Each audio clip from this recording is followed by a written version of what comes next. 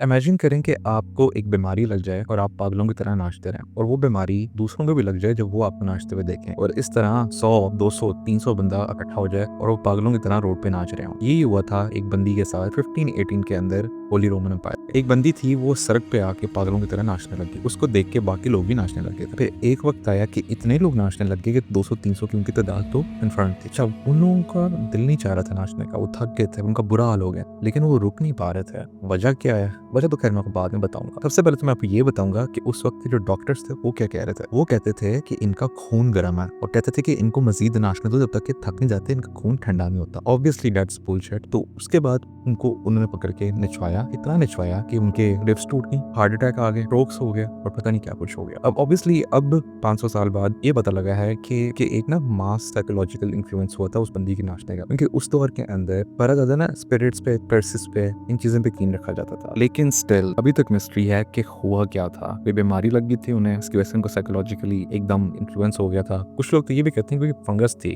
उस फंगस ने उनके ज़हन को ना साइकोलॉजिकली उनको विजन्स और इल्यूजन्स और इस तरह कुछ दिखाने लग गए थे। आप क्या ख्याल है इसके बारे में? कमेंट्स में जरूर बताइए।